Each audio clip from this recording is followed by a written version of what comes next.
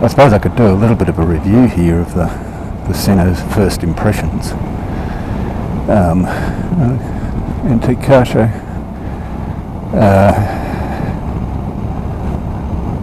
Out of the box, you have to upgrade the firmware. The instructions on that are a bit skinny.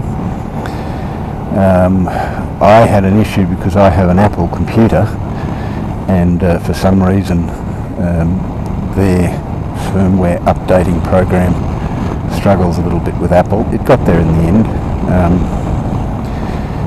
but not until after a few failed attempts, and not until after I put an SD card in, because that was the other thing they forgot to say, was that before you can do the firmware upgrade, the SD card has to be in there, so formatted and in the camera. But once I got through all of that, we upgraded. I then downloaded the iPhone app for the camera. It's not a Wi-Fi viewer. It's very, very simple set of commands that you can use to change some aspects of the camera, like whether it's recording off the phone, whether it's recording off the intercom. If you actually download the app for camera, which is called Camera, on the Sena site, you get the Prism download. The 10C download is under headsets. Again, I didn't work that out until I saw I downloaded the Prism one, because I just assumed it would be under camera. We shouldn't assume.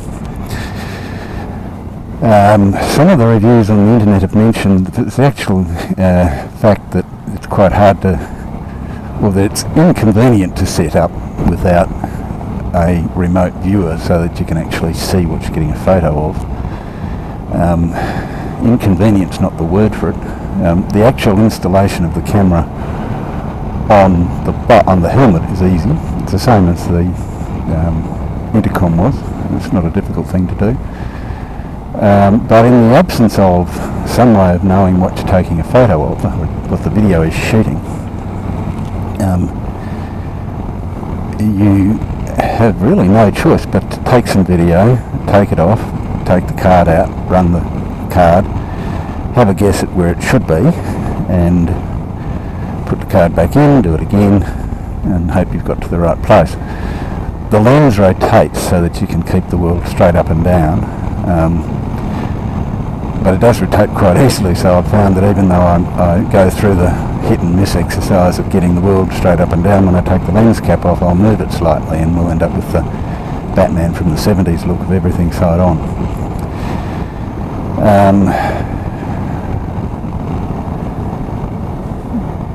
So the camera itself, in terms of getting it in the right spot, getting the right lens rotation, frankly, it's just a pain in the arse. And it's not something, to be honest, it's not something that, in the end, you basically decide, listen, I'll just leave it at whatever angle it's at, because I can't be bothered doing it again. And there is an up and down tab on the rotating lens, I think, which is designed to give you straight up and down, but of course when the camera sits on the side of a sloped helmet, it isn't straight up and down, so when you've got it marked at straight up and down, that doesn't necessarily give you the straight shot, which is a shame. And the other problem I've had with setup is the audio. Most of the audio that I've recorded so far is crap.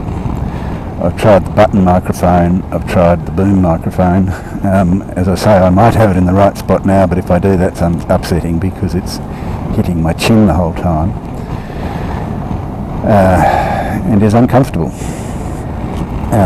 The difference, of course, between the Sena and other cameras is that you can't put a different microphone in. It's the microphone from that's provided. It doesn't have the microphone adapters and slots that let you use a better microphone. So what you're stuck with is whatever you can get out of the microphone provided. And so far that hasn't been up to the standard that we would like to put out there. Battery life, the other disadvantage I think is the advantage. The convenience of the Sena is that it's your intercom, so it's basically always there. The disadvantage is that it's your intercom, so it's basically using the same sort of power that your intercom is. So if you, the way it's set up, once the power gets to about 20% of the battery life, it shuts the camera down automatically, and you've then got, in theory, some time to get home before the intercom dies completely. I got on the bike at 20 to 10 and the camera, it was probably about 5 minutes at a petrol station when the camera was turned off, and the camera was shut down by the system at about 11 o'clock, so just over an hour of camera time, maybe an hour and 10 minutes of camera time. Now, Sena says the battery has 10 hours life on standby, so that presumably means that by the time the camera shut down I've got another 2 hours of standby mode, unless if I'm using the intercom. So for the sorts of rides we normally do, which will be 4 or 5 hours in the saddle before we get to where we want to go,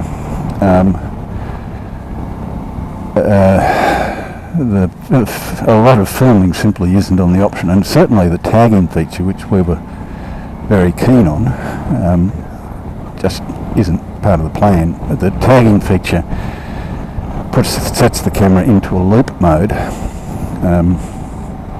so that it's recording over itself, but always on.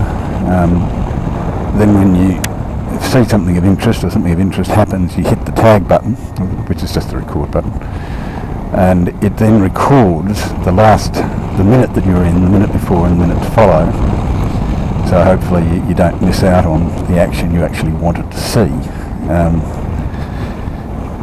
But given that you've probably got an hour's worth of recording and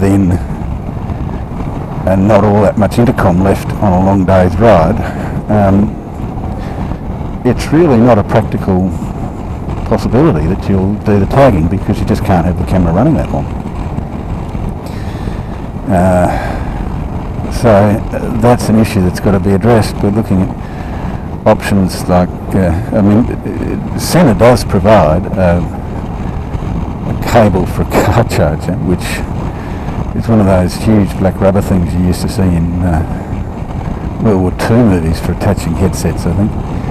I honestly can't, quite apart from anything else, the AC, the adapter on my bike is on the right and Sena's on the left, so I have this bloody great band across the front of me on the bike, but I really can't see it being a long-term solution, or a solution at all, really. I do have a little power pack that I was thinking of putting in the tent bag, and just seeing if I can use that to recharge it on the go. But it basically does need, if it's going to suit us for a day's riding, as an intercom and as a camera, then it does need some sort of long-term power solution, other than recharging when it's flat, because it's just not going to give us the hours we need. It is interesting because having not really used a camera on a bike before, I had a cheap one which broke in about a week, but there are some absolute givens for what you want to use it for, and one of them is battery life. You just have to have a battery life that makes it worth your while turning it on, and then they all have these tagging features. But really, if I don't know too many people who go motorcycle touring for an hour, so yeah, that's a must-have. So it's either long battery life, an on-bike solution, and I think all of them have the ability to run whilst being charged, or extra batteries.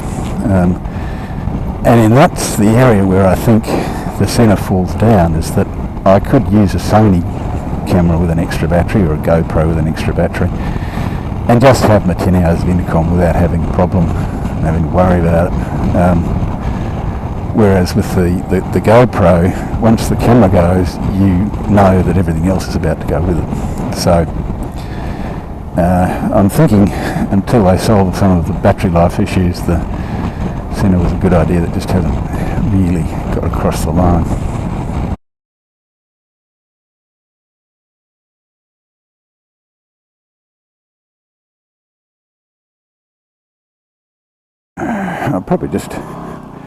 I could record a summary of what I've decided about the Sena. I did a review on the other bike, which may or may not have turned out okay on the audio, but probably the summary is I'd really love the 10C camera to work really well, but it doesn't. It's a fantastic idea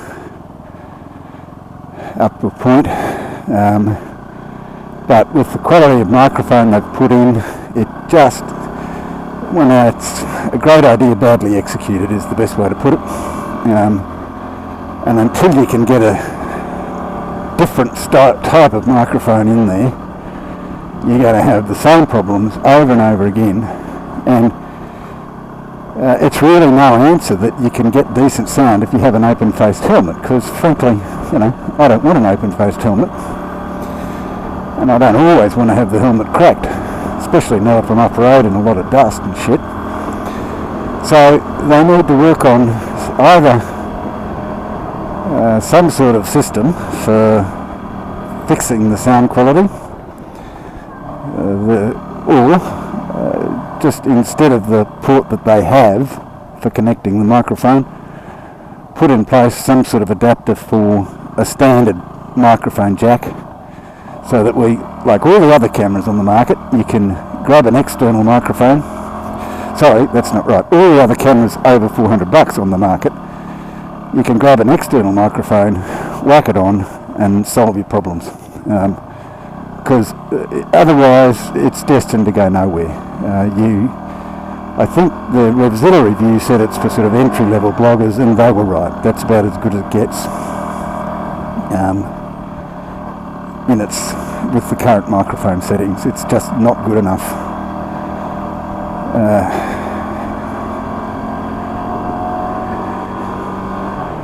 So probably the best way to sum it up is I'm going out and buying a Sony. I thought about fairly carefully the difference between the Sony top of the range and the GoPro top of the range. At the end of the day, the GoPro can't use an external microphone and stay waterproof, and the GoPro doesn't have image stabilisation. So on those two simple factors, the Sony wins for me. It doesn't have quite as many mounts and quite as many gimmicky things, but not having to take it off when it rains, and being able to steady out some of the bumps that are an inevitable part of motorcycling, for me, puts the Sony on top of the heap. It isn't a camera-to-camera comparison, the top-of-the-range Sony and the GoPro Silver, because the GoPro Silver doesn't do usable 4K. The Sony does, so the Sony, I think, has a longer life because of that, because I'm very confident in the same way that, you know, HD took over from 720, 4K is going to take over from HD. So if you want any sort of life out of the camera, 4K is probably going to be something you want to be able to do, even though the quality gets shut down a bit when you download it to YouTube or upload it to YouTube. So it's really a top of the range Sony versus GoPro Black. Waterproofing and image stabilisation do the job for me there, and that's where I propose to go next. With a nice external mic that'll give me lots of voice quality, so I can chat away without worrying about ruining hours of video with crappy sound.